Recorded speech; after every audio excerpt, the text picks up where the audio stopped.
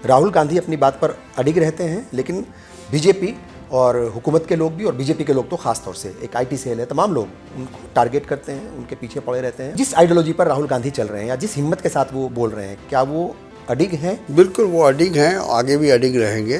Bharatiya Janata party दावा करती है बहुत अपने राष्ट्रवाद होने का, लेकिन हकीकत ये है कि जब देश में लड़ाई लड़ी जा रही थी अंग्रेज़ों के ख़िलाफ़, ब्रिटिश हुकूमत के ख़िलाफ़, तो उस समय इनका कोई रोल नहीं था। आरएसएस का कोई रोल नहीं था, बीजेपी का कोई रोल नहीं था। आहिस्ता आहिस्ता बातें सामने आएंगी और लोग जब इतिहास के पन्नों को उल्टेंगे तो उनको पता चलेगा कि हकीकत ये है कि कांग्रेस पार्टी अगर नहीं होती तो शायद ये मुल्क आज़ादी नहीं होता।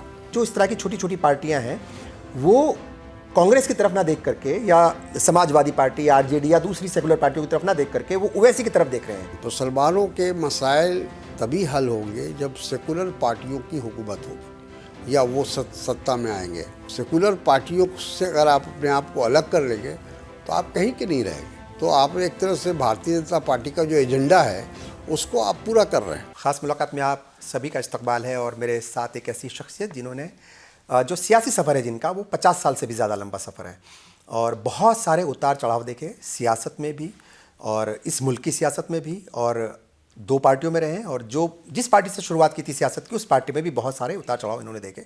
ज़िंदगी का एक लंबा सफ़र और लंबा बड़ा तजुर्बा। तारिक अनवर साहब इस वक्त हमारे साथ हैं। इस्तकबाल है आपका तारिक साहब, कैसे हैं आप?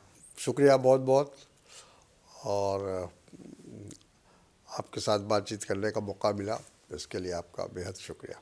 एक लंबा सफ़र है सियासत का आपका, और 72 से ही आपसे बात हो रही थी, तो 72 से आप लगातार एक्टिव पॉलिटिक्स में हैं और 80 में पहली बार जो है वो मेंबर पार्लियामेंट बने और बहुत सारे उतार चढ़ाव आपने देखे। मौजूदा जो हालात हैं इस वक्त सियासत के, तो वहीं से मैं शुरुआत करूंगा कि कैसा कुछ चल रहा है इस वक्त कांग्रेस में और सियासत में। तारिक अनवर साहब कितने फिट हैं इस वक्त? देखिए, पहले की सियासत में और आज की सियासत में फ़र्क तो है, इसको तो मेरा ख्याल है कि हर आदमी इसको कबूल करेगा। और जो एक सियासत का लेवल था वो काफ़ी हद तक नीचे आ गया है। पहले अपोजिशन और जो हुकूमत में हुआ करते थे उनके साथ ठीक है, उनकी मुखालफत होती थी या एक दूसरे के ऊपर सियासी हमले किए जाते थे, लेकिन अब चीज़ें बदल गई है। अब हम देख रहे हैं कि लोग ज़्यादा पर्सनलाइज हो गए, यानी अपनी बात को रखने के लिए तो लोग व्यक्तिगत, जिसको हिंदी में कहते हैं, व्यक्तिगत हमले भी किए जा रहे हैं और ये अच्छी बात नहीं है। एक मजबूत जमहूरियत के लिए कम से कम इतना ज़रूर होना चाहिए कि दोनों की अपनी अहमियत है, दोनों का रोल है। सही, हुकूमत में जो है उनका अपना रोल है, जो अपोजिशन में है उनका अपना रोल है, लेकिन देखा जा रहा है कि अपोजिशन को बिल्कुल ख़त्म करने की कोशिश हो रही है। आप देख रहे होंगे कि कई जगहों पर तो जो इलेक्टेड गवर्नमेंट थी उसको भी गिराने की कोशिश हुई, बदलने की कोशिश हुई। तो ये सिलसिला जो चल रहा है ये हमारी जमहूरियत के लिए अच्छा एग्ज़ाम्पल नहीं है, जिसे कहते हैं अच्छा संकेत नहीं है ये सियासत के लिए। बिल्कुल ठीक है। आपके पुराने साथी हैं डॉक्टर शकील अहमद साहब, उनसे जब बात हो रही थी तो कह रहे थे कि कांग्रेस में जो सीनियर लीडर्स हैं, जो बहुत मतलब तजुर्बेकार लीडर्स हैं, अब उनकी पहले जैसी वैल्यू नहीं रही। चूँकि तारिक साहब को खुद इतना लंबा सफ़र जो है उन्होंने सियासत का किया है, बीच में कुछ साल आप ज़रूर दूसरी पार्टी में गए थे, मगर उसी पार्टी को अलग अलग वक्त में आपने देखा है, उतार चढ़ाव देखे हैं।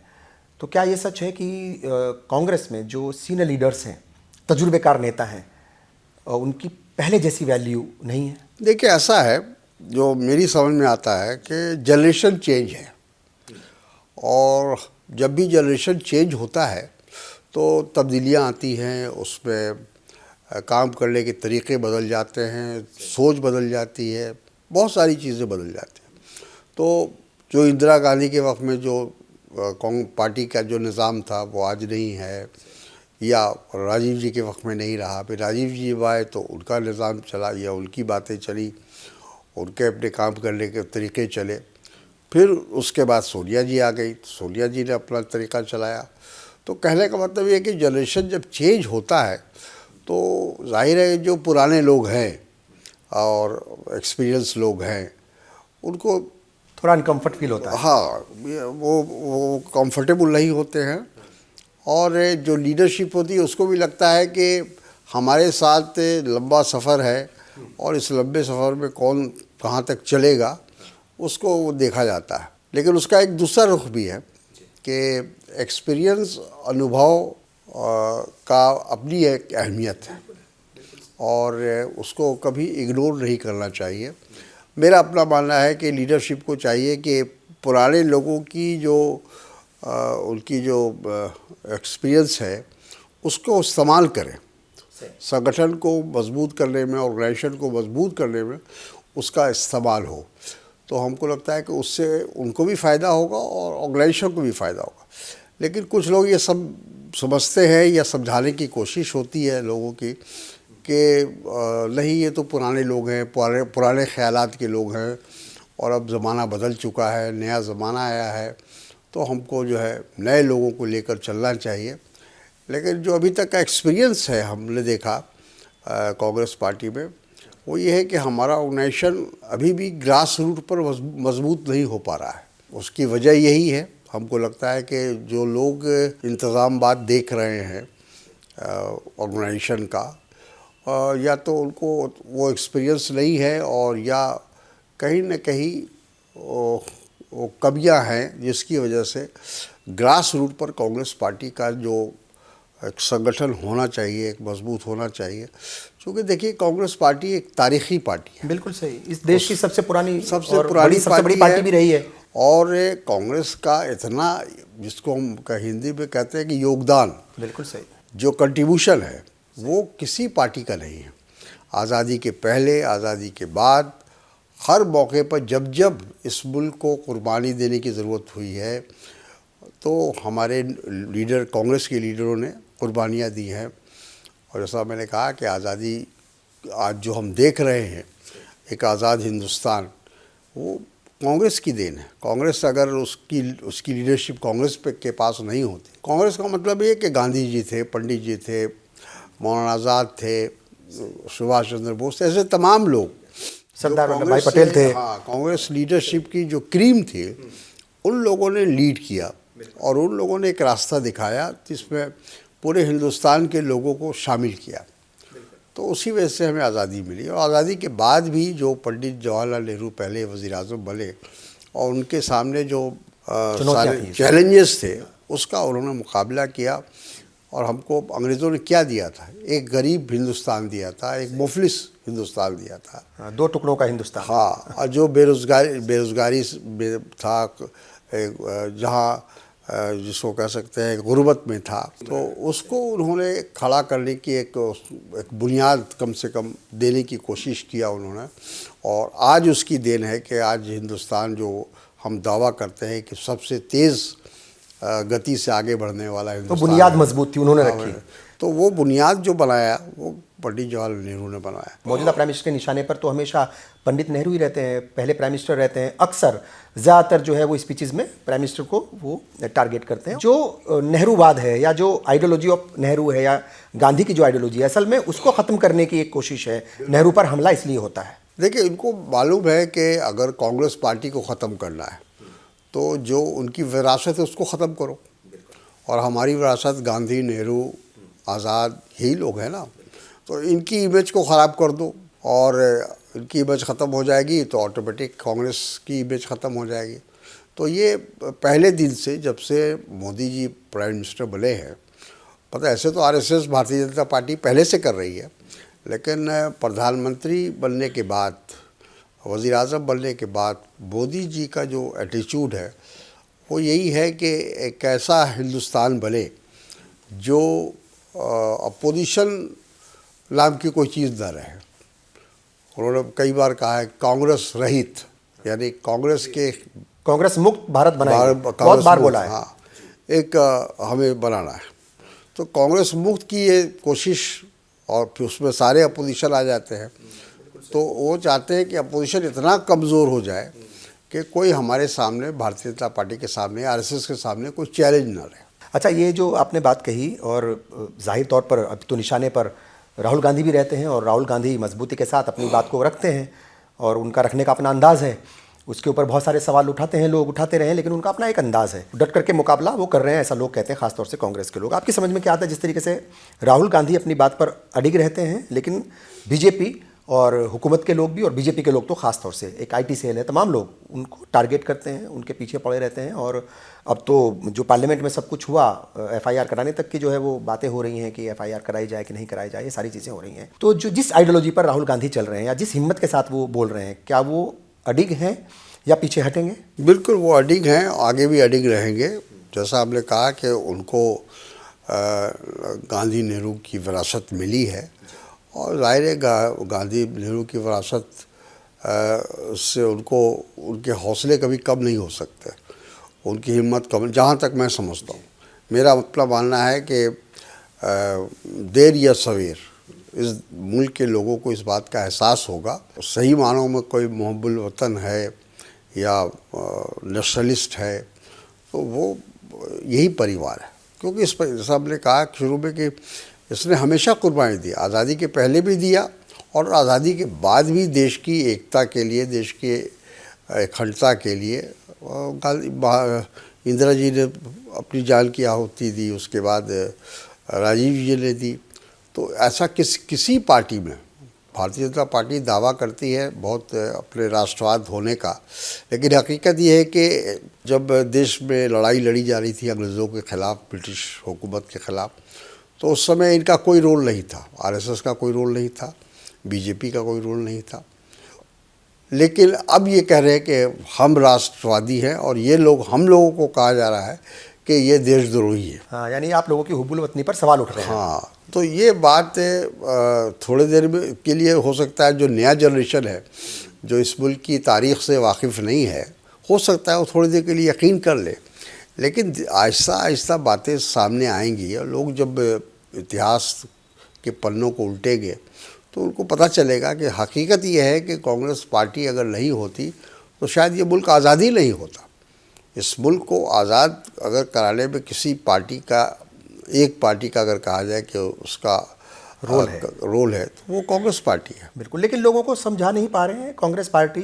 चूंकि देखिए, सब चीज़ें जो हैं वो चुनाव से तय होती हैं कि कितनी सीट्स आप जीत रहे हैं असेंबलीज़ में या पार्लियामेंट में, सारी चीज़ें उससे तय होती हैं। पावर फिर उसी के हाथ में होगी जिसके ज़्यादा नंबर्स होंगे दोनों जगह पे।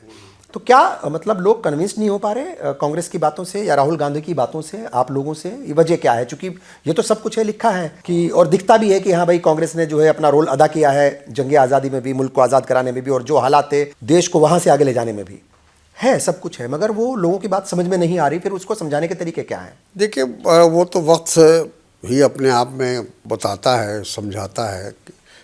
वक्त के साथ बहुत चीज़ें बदलती है, और जहाँ तक कांग्रेस का सवाल है, कांग्रेस से ने हमेशा जब भी मौका मिला, कोई भी ऐसी बात हुई तो हमने कोशिश की। एक तो हम इस बात को मान के चलते हैं कि भारतीय जनता पार्टी जिस विचारधारा को लेकर चल रही है वो ख़तरनाक भी है, और साथ में इस मुल्क को की जो एक गंगा जमुना तहजीब है, हाँ, उसका नुकसान कर रही है। और ये आने वाले दिनों में हमको उसकी कीमत चुकानी पड़ेगी, इस मुल्क को चुकानी पड़ेगी। लेकिन उनके सामने एक ही मकसद है कि हमको किसी भी तरह से हमको हुकूमत में आना है। अच्छा, मज़हब को उन्होंने एक अपनी जिसको कहते हैं हथियार बना लिया है, और वो देख रहे हैं कि मज़हब की बुनियाद पर हम इस मुल्क को दो हिस्से में बांट सकते हैं और हम चुनाव जीत सकते हैं। और ये 2 बार 3 बार हो भी चुका। लोगों ने महसूस किया कि ये जो हथियार है, ये चूँकि ये मामला जो मज़हब का है, ये हम और आप सब उससे बंधे हुए हैं, जज्बाती मामला है। आप सब कुछ बर्दाश्त कर सकते हैं, लेकिन अगर मज़हब पर कोई आँच आएगी तो लोग उसको बर्दाश्त नहीं करते।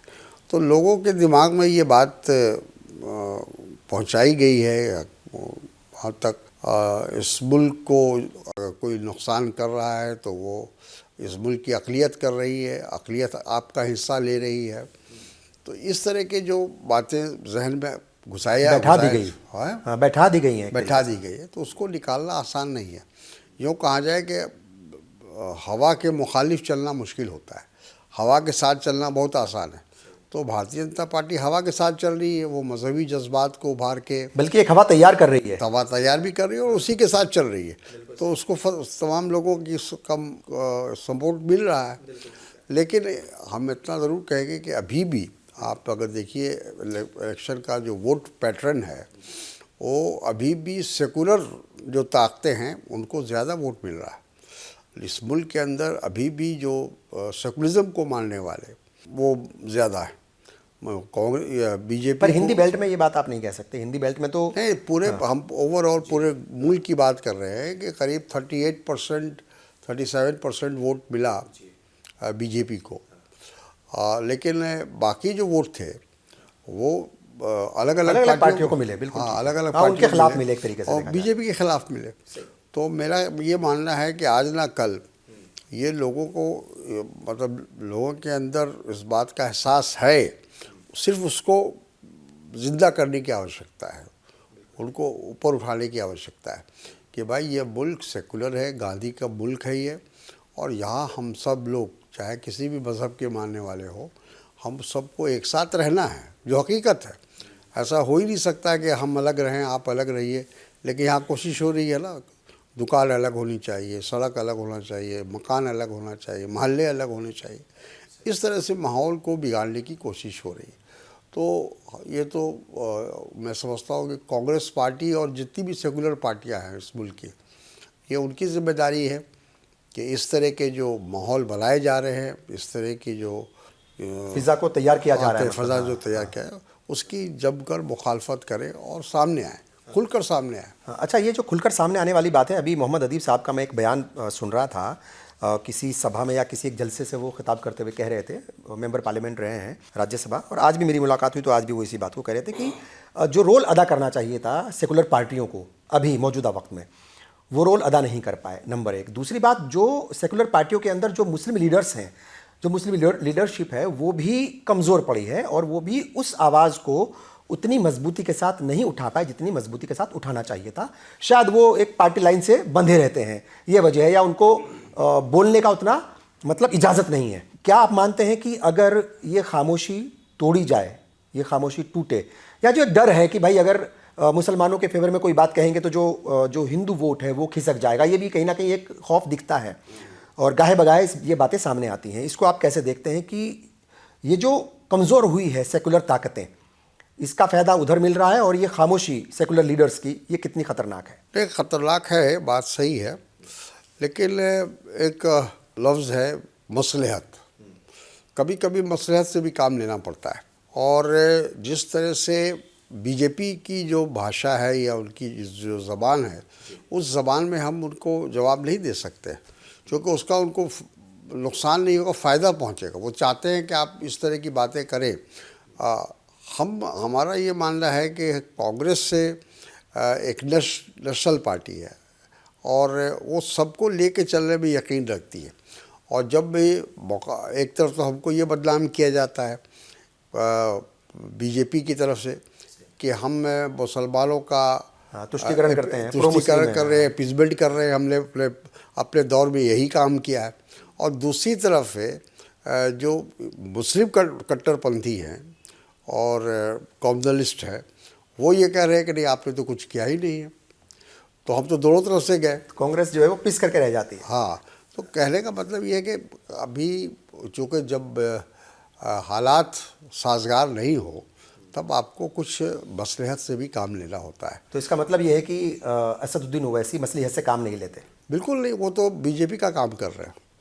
ओवैसी साहब जाने में या अनजाने में वो बीजेपी की मदद कर रहे हैं, हर जगह अपने उम्मीदवार खड़े कर रहे हैं, हर जगह वो मुसलमानों को इकट्ठा करने की बात कर रहे हैं। उनकी पार्टी का नाम ही है इत्तेहादुल मुस्लिमीन। आप इत्तेहाद, मुसलमानों का इत्तेहाद करेंगे तो क्या हिंदू इत्तेहाद नहीं करेगा? क्या वो एक जगह नहीं हुआ? हिंदू महासभा और बाकी जो उनकी जमायतें हैं आरएसएस, क्या वो हिंदुओं के इकट्ठे कर रहे हैं? उन लोग खुलेआम कह रहे हैं कि बटोगे तो कटोगे।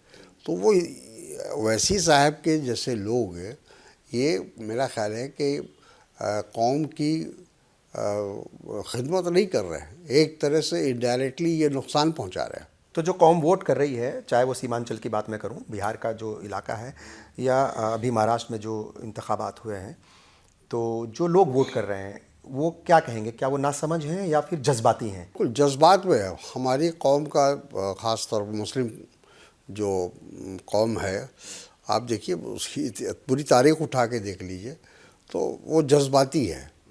और उसको कभी कभी जज्बात में गलत फैसले भी ले लिया जाता है, क्योंकि जब तक आप होश और हवास में फ़ैसला नहीं लेंगे तो गलत फैसला होगा। तो अभी ओवैसी साहब जो पूरे हिंदुस्तान में कह रहे हैं कि अपनी लीडरशिप बनाओ, अपनी जमायत बनाओ, तो भाई आप बनाइएगा तो दूसरे नहीं बनाएंगे क्या? अच्छा, दूसरी बात यह है कि बनाएंगे कैसे? तारिक अनवर साहब को हरा करके गुफरान साहब को जिताएंगे तो उसका क्या फ़ायदा होगा आपको? मतलब आप मुस्लिम कैंडिडेट के खिलाफ मुस्लिम कैंडिडेट डाल रहे हैं। आपका ये अब खुद जहाँ से वो ताल्लुक़ रखते हैं हैदराबाद से, तो वहाँ तो उनकी ताकत बढ़ नहीं रही है।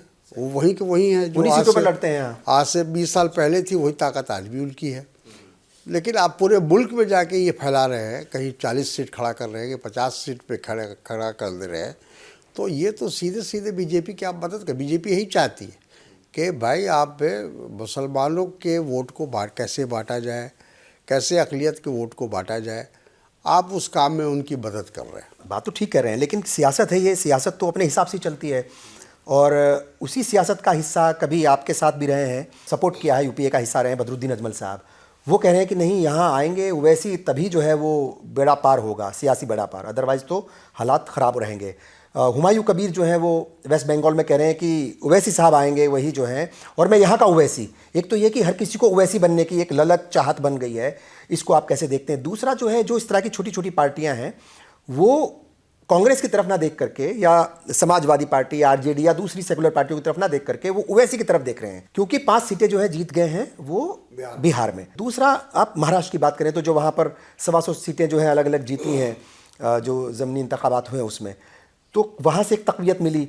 फिर अकबरुद्दीन ओवैसी जो है चैलेंज कर रहे हैं सीएम योगी को, मिस्टर योगी मैं आ रहा हूँ। उनके जो स्टेट प्रेसिडेंट हैं वो कह रहे हैं कि हम दो, हमारे 2 दर्जन। तो 2 बातें हो गई। एक तो ये कि जो बदरुद्दीन अजमल और हुमायूं कबीर जैसे लोग हैं या जो लीडर्स हैं, वो उनकी जो एक उम्मीद है वो अब ओवैसी हैं। इसको कैसे देखते हैं? दूसरी बात, जैसे मैंने जिक्र किया कि वो बात कि हम 2 और हमारे 12, इस तरह के बयान, शोला बयानी होती है। तो क्या ये मतलब जो है वही जज्बाती बातें करके और कौम के वोट को तकसीम भी करते हैं और अपनी तरफ मोड़ते हैं? बिल्कुल, ये तो एकदम साफ है कि आप जब मुस्लिम लीडरशिप या मुस्लिम कौम अगर वो अपने आप को ये समझती है कि हम अकेले जा सकते हैं और अकेले कुछ कर सकते हैं, तो ये तो बेवकूफ़ी है ना भाई। इस मुल्क में आपकी आबादी 16% 17% है। आप इस मुल्क में अगर आप आबादी की बुनियाद पर, वोटर्स की बुनियाद पर, तो आप कुछ नहीं कर सकते। ठीक है, कहीं 1 जीत जाएंगे, कहीं 2 जीत जाएंगे, कहीं 10 जीत जाएंगे, लेकिन इससे आपके मसाइल हल नहीं होंगे।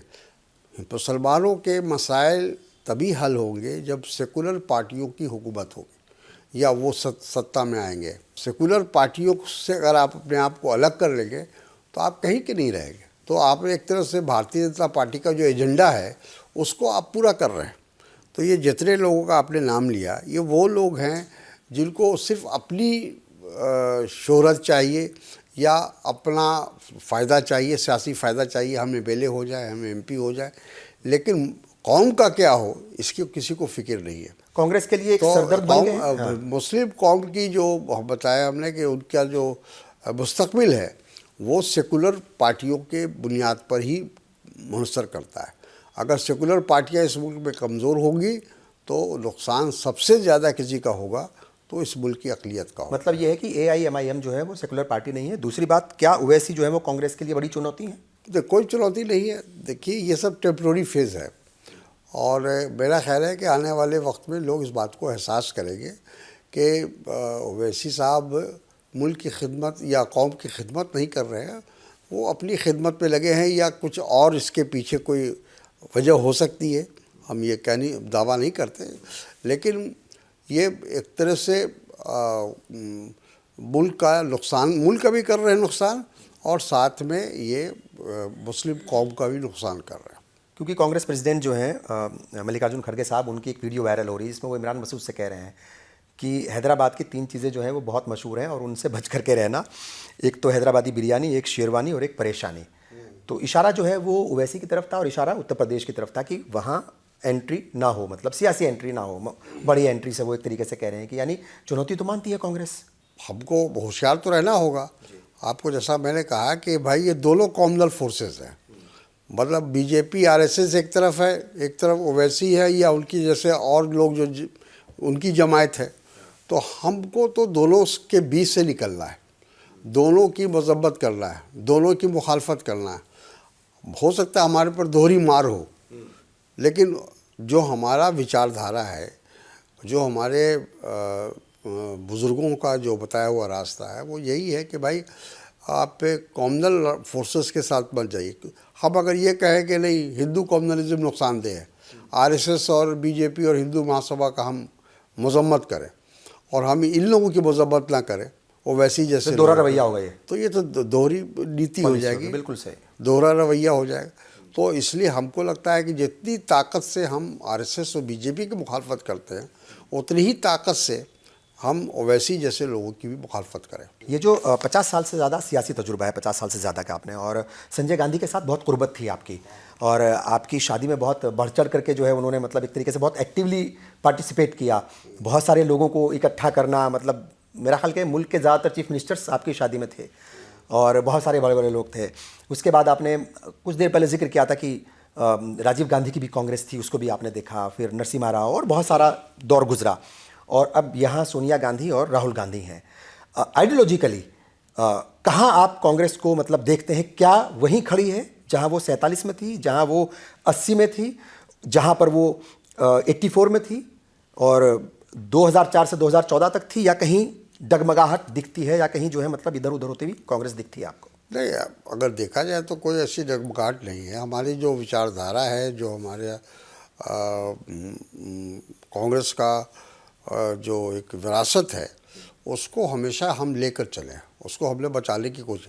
ठीक है, लीडरशिप जो बदलती है तो जैसा मैंने शुरू में कहा कि कुछ तब्दीलियाँ आती हैं, कुछ सोच में तब्दीली होती है, कुछ काम करने के तरीके में तब्दीली आती है, लेकिन जो हमारी मूल विचारधारा है वो अपनी जगह पर है।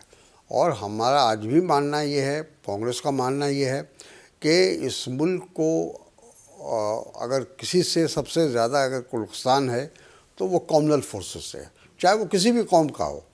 हम ये नहीं कर सकते खाली हिंदुओं की मजम्मत करें और अपनी कौम के अंदर जो लोग फ़िरका परस्त हैं उनकी हम तारीफ़ करें, उनका वाह करें। तो ये दोहरी राजनीति नहीं चल सकती, सियासत नहीं चल सकती। तो हमने जैसा कहा कि वक्त के साथ वो लोगों को एहसास होगा, आज हो कल हो, ये एहसास होगा कि साहब हमको हमारे लिए जितना नुकसानदेह हिंदू कॉमनलिज्म है, उससे ज़्यादा हमारे लिए मुस्लिम कॉमनलिज्म। अच्छा, संजय गांधी के बारे में अगर जानना चाहें हम, चूँकि बहुत सारे लोग कहते हैं उनको कि वो एंटी मुस्लिम माइंडसेट के साथ काम करते थे, ख़ासतौर से नसबंदी को लेकर के संजय गांधी। तो चूँकि बहुत कुर्बत आपकी रही है, मतलब एक अजीज़ दोस्त के तौर पर आप दोनों थे, क्या कुछ बताना चाहेंगे, पुरानी यादें? नहीं, मेरा ख्याल है कि सब उन पर इल्ज़ाम था। जैसे आज राहुल गांधी को लेकर आरएसएस का एक प्रोपेगेंडा चल रहा है, एक जो पूरी मिशनरी लगी हुई है, पूरा पैसा उस पर खर्च हो रहा है कि किसी तरह राहुल गांधी की इमेज को ख़राब करो। उसी तरह संजय गांधी के ख़िलाफ़ भी एक माहौल बनाया गया और पूरे मुल्क के अंदर एक ये बताया गया कि वो मतलब एक तरह से नाकाम थे या इस तरह से उनका कोई विचारधारा नहीं थी। ऐसी बात नहीं है। संजय गांधी बहुत प्रैक्टिकल आदमी थे। जो उनका 5 सूत्री कार्यक्रम था वो आज सारे हिंदुस्तान और सारी दुनिया उसको मान रही है। जो उन्होंने जो एजुकेशन को लेकर किया या हेल्थ को लेकर किया या जिस चीज़ों को लेकर, ठीक है, फैमिली प्लानिंग में देखिए गवर्नमेंट का वो एक नेशनल प्रोग्राम था और उसमें उन्होंने ये कोशिश की कि वो नेशनल प्रोग्राम हमारा कामयाब हो, चूँकि आबादी हमारी सब बहुत बड़ा प्रॉब्लम था। लेकिन जिस तरह से उसमें कुछ ज़बरदस्ती हुई, ज़्यादती हुई, वो उसके हक़ में नहीं थे। और बाद में जितना प्रोपेगेंडा हुआ फैमिली प्लानिंग का, उसकी मुखालफत हुई, वैसा हुआ भी नहीं। क्योंकि जब 77 में जनता पार्टी की सरकार बनी तो उन्होंने हर तरह का कमीशन, इंक्वायरी और बहुत तरह की चीज़ें की, लेकिन कुछ निकला नहीं, कोई सच्चाई उसमें आई नहीं। तो पता ये चला कि प्रोपेगेंडा ज़्यादा था और हकीकत कम था। तो संजय गांधी ठीक है, नौजवान थे, यंग थे, हो सकता है कि चूँकि उनको बहुत एक्सपीरियंस नहीं था, अनुभव नहीं था, लेकिन उनकी नीयत पर शक नहीं किया जा सकता। अच्छा ये बताइए साहब, 2024 के जब आम इंतखाबात के रिजल्ट्स आ रहे थे 4 जून को, तो उस दिन जो टीवी स्क्रीन थी, टीवी स्क्रीन पर जो नंबर्स दिख रहे थे बड़े अच्छे लग रहे थे, वो 200 प्लस थे दोनों, और ऐसा लग रहा था कि हवा इस मुल्क की बदल गई, फिजा बदल गई और सियासत भी बदलेगी। ठीक है, एक चूक हुई, शायद नीतीश कुमार होते तो शायद माहौल कुछ और होता।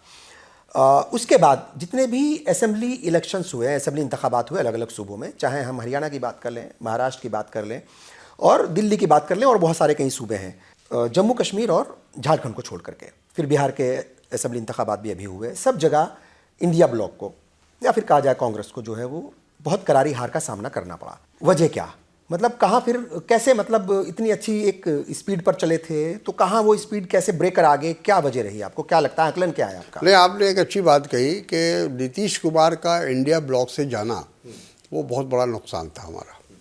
वो एक तरह से हमारी बहुत बड़ी गलती थी, क्योंकि अगर नीतीश कुमार आज हमारे ब्लॉक में होते या इंडिया गठबंधन के साथ होते तो हमारी हुकूमत बन चुकी थी। लेकिन हम लोगों से गलती हुई या कोई भी चूक हुई होगी जिसकी वजह से वो हमसे अलग हो गए, फिर दोबारा वो बीजेपी के साथ चले गए। और दूसरी बात जो हमको लगती है कि हमारा जो ऑर्गेनाइजेशन है वो उसमें कमी है, हमारा जो तालमेल सभी पार्टियों से जो होना चाहिए जिस तरह की, उसमें कमी है। और हम लोग का जो प्रोपेगेंडा मिशनरी जिसको कहा जाए, प्रचार जो तंत्र है वो भी बहुत कमज़ोर है बीजेपी के मुकाबले में, क्योंकि बीजेपी के पास एक आरएसएस एक ऐसा ऑर्गेनाइजेशन है जो छोटी से छोटी बात को भी बड़े तरीके से, बड़े पैमाने पर उसको फैलाने का काम करती है, वो प्रचार करने में कमी है। अच्छा एक बात और है बड़ी इंपॉर्टेंट, वो ये है कि आप सारी बातों को समझते भी हैं और मंच पर बोलते भी हैं। मेरा ख्याल के और कोई लीडर मुझे नज़र नहीं आता जो इतनी मजबूती के साथ और इतनी साफ गोई से अपनी पार्टी के अंदर कितनी भी बड़ी वो मीटिंग चल रही है, आप अपनी बात को रखते हैं। इसका नुकसान, चूँकि बहुत सारे नेताओं को नुकसान होता है इसका नुकसान तारिक अनवर साहब को दिखता है कहीं कुछ? देखिए, हम लोग अब राजनीति के उस मोड़ पर हैं कि नुकसान और फ़ायदा देखना मैं समझता हूँ कि मुनासिब नहीं है। जो हकीकत है, जो सच्चाई है वो बताना चाहिए। लीडरशिप को भी हम बताते हैं। अब लोग को जब अक्सर बुलाया जाता है, वर्किंग कमेटी होती है और चीज़ और मौका आता है, तो उसमें भी लीडरशिप को भी हम बताते हैं कि यहाँ यहाँ हमसे चूक हुई है, यहाँ गलतियाँ हुई है, इसको दुरुस्त करने की आवश्यकता है, इसको ज़रूरत है। लेकिन हमने जैसा कहा ना कि जनरेशन चेंज होता है तो टीम भी बदल जाती है, वो जो लोग, जो काम करने वाले लोग हैं वो बदल जाते हैं। तो हो सकता है कि उसकी वजह से हमें थोड़ा नुकसान हुआ होगा। लेकिन आने वाले समय में चूँकि कांग्रेस की जो विचारधारा वो इतनी मजबूत है और वो एक तरह से कहा जाए कि यहाँ के डीएनए में है भारत के, जैसा हमने कहा ना कि सब कुछ के बावजूद भी आज मेजॉरिटी जो है वो आरएसएस बीजेपी को उन्होंने स्वीकार नहीं किया है, एक्सेप्ट नहीं किया है। लेकिन वो कोशिश कर रहे हैं कि हम वहाँ तक पहुँच जाए और एक तरह से हावी हो जाए। हर प्रोपेगेंडा, हर मिशनरी, मीडिया को उन्होंने एक तरह से अपनी तरफ कर लिया है। आज ताज्जुब की बात यह है ना कि लोकतंत्र में, जमहूरियत में मीडिया का बड़ा रोल होता है और फोर्थ पिलर कहा जाता है। हाँ, कहा जाता है फोर्थ पिलर। तो हमारे मुल्क की बदकिस्मती ये है कि मीडिया बिल्कुल एक तरफा हो गया और वो सरकार के पक्ष में है, हुकूमत के पक्ष में है। तो जाहिर है कि हमारी जो अच्छी बातें भी हैं वो मीडिया में नहीं आ रही, लोगों तक नहीं पहुंच रही। बिल्कुल ठीक है, और ये बड़ा मतलब मसला है और मुझे लगता है कि कहीं ना कहीं इस पर कांग्रेस को, जैसे आपने कहा कि कुछ ऐसे शोबे हैं, कुछ ऐसे मैदान आते हैं जहाँ पर कांग्रेस कमज़ोर है, वहाँ पर उसको मजबूत तो करना पड़ेगा और उसके लिए मेरा ख्याल की जिम्मेदारी तमाम लोगों की है। ये जो मुल्क के अंदर माहौल है मुसलमानों के ख़िलाफ़, कुछ उम्मीद लगती है आपको कि ये बेहतर होगा और इसके रास्ते क्या हो सकते हैं? चूँकि माहौल पे तो है, वो तो हम रोना रो चुके हैं कि भाई ये माहौल है, हर रोज़ देखते हैं टेलीविज़न पर, मोबाइल पर और मतलब जो है अखबारों के ज़रिए, यहाँ पीट दिया, वहाँ मार दिया, ये दरगाह तोड़ दी, वो मस्जिद पर हमला हो गया, बुज़ुर्ग को पकड़ लिया, ये सब कर दिया, ये सब चल रहा है। तरीके क्या हो सकते हैं, रास्ते देखिए, क्या हो सकते हैं? हम मायूस नहीं हैं और हमारा मानना है कि 1947 में जब हिंदुस्तान पाकिस्तान बटा था तो उस वक्त माहौल इससे भी ख़राब थे, बुरे थे। लाखों लोगों की जानें गई थी उसमें, कॉम्युनल क्लैशेस में। लेकिन उसके बाद हालात बदले। कांग्रेस पार्टी की हुकूमत रही इतने दिनों तक, तो कांग्रेस पार्टी ने पूरी कोशिश की कि जो हिंदू मुस्लिम डिवाइड था उसको कम से कम किया जाए, और उसमें हम लोग काफ़ी हद तक कामयाब हुए। ऐसा नहीं कि नहीं हुआ, काफ़ी हद तक कामयाब हुए। लेकिन हिंदुस्तान, वो जो माहौल था 1947 में, मैं समझता हूँ कि उससे ख़राब माहौल आज नहीं है। और जो हम उसकी तारीख़ पढ़ते हैं, 1947 की हिस्ट्री पढ़ते हैं, तो हमें रोंगटे खड़े हो जाते हैं। तो उसी तरह से आज के हालात उतने बुरे नहीं हैं। अगर हम सब तमाम सेकुलर पार्टियाँ एकजुट होकर ये कोशिश करें ये कि आने वाले वक्त में हालात बदलें, मुल्क की तस्वीर बदले और सियासत बदले, तो वो काम किया जा सकता है। जी, कोट द्वार में अभी एक बुजुर्ग के दुकान पर गए कुछ लोग, बाबा नाम क्यों लिखा हुआ है। फिर एक दीपक नाम का एक शख्स आया, एक नौजवान आया बचाने के लिए। जब भी इस तरह की घटनाएं होती हैं, चाहे लिंचिंग हो या मस्जिद पर हमला हो या दरगाह मदरसा, कहीं भी जब हमले होते हैं, सेकुलर जो पार्टियां हैं, जो उनके लीडर्स हैं या जो कार्यकर्ता हैं, वो दिखते नहीं हैं। आपको लगता है कि ये भी उनको आगे आना काम, चाहिए। हाँ, इस पर काम करने की ज़रूरत है? मेरा ख्याल है कि उनको आगे आना चाहिए। और जिस तरह जो दीपक ने जो काम किया वो हम सब के लिए एक मशल राह है। और एक अकेला आदमी, और उसने पूरे मॉब को मजबूर कर दिया वापस जाने के लिए और रोक दिया।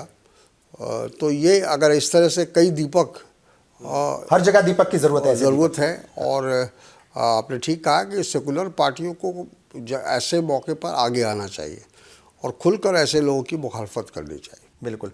बजट सेशन जो है वो चल रहा था और अभी पहला पार्ट एक तरीके से जो है वो कुछ ब्रेक आया है। क्या कहेंगे, ये जो हंगामा हुआ पार्लियामेंट के अंदर और विपक्ष के ऊपर ये इल्ज़ाम लगाया जाता है कि पार्लियामेंट चलने नहीं दे रहे हैं, और ये जो हंगामा, इसको कैसे देखते हैं? मतलब ओवरऑल, चूंकि पार्लियामेंट चलेगा तो काम होगा मेरा ख्याल के, तभी कुछ बनेगी पॉलिसीज।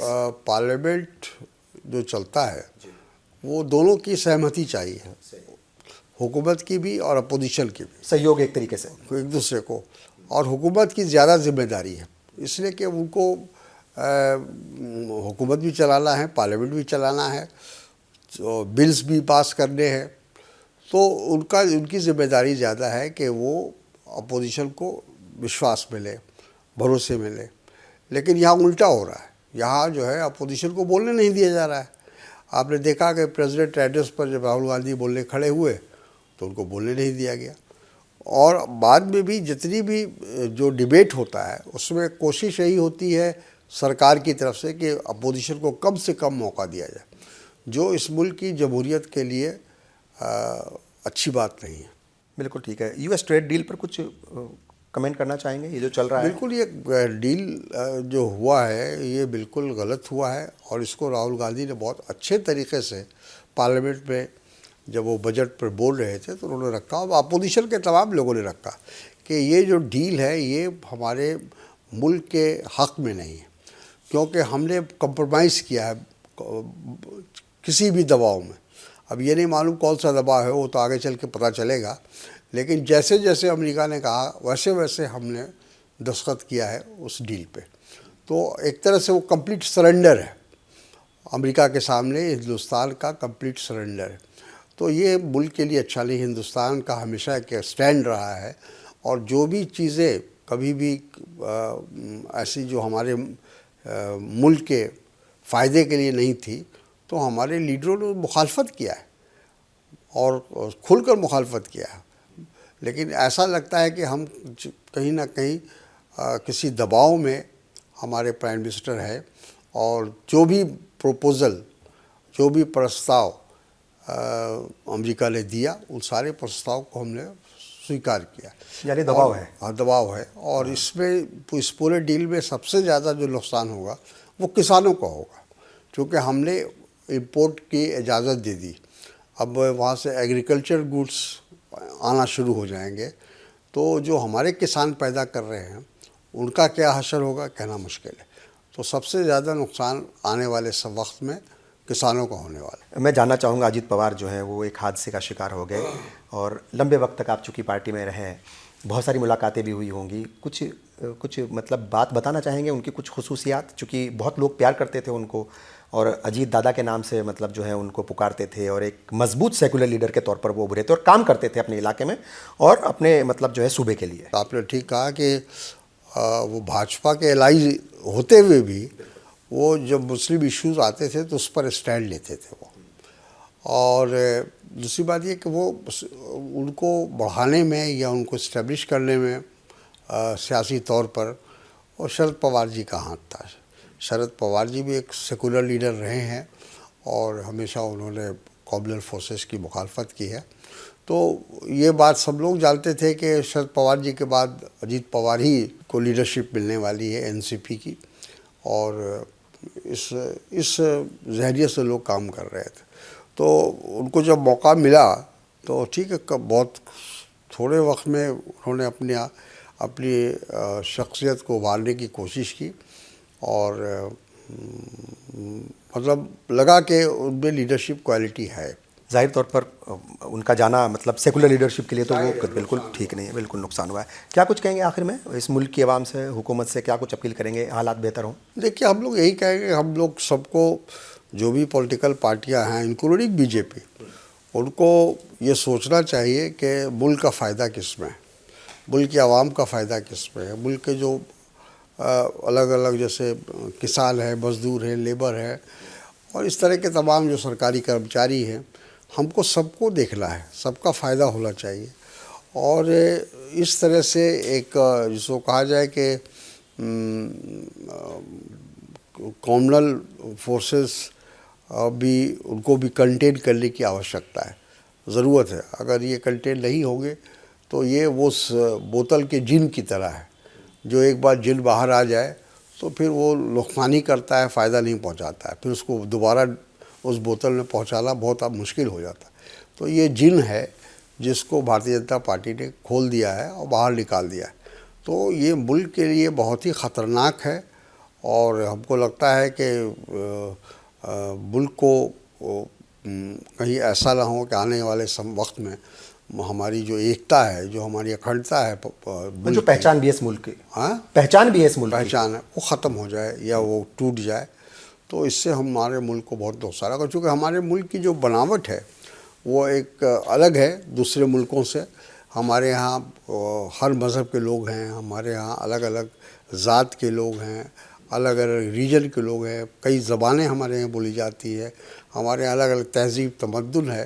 ये सारी चीज़ें जिसको कहते हैं कि अनेकता में एकता, हम ये बोलते हैं। तो इस मुल्क को बहुत संभल के और लेके चलने की आवश्यकता है। जज्बात में आकर सिर्फ सियासी फ़ायदा सामने रखकर फैसले लेना मैं समझता हूँ गलत। हमसे बात की बहुत बहुत शुक्रिया सर। शुक्रिया, बहुत बहुत शुक्रिया आपका भी बहुत बहुत शुक्रिया। Thank you.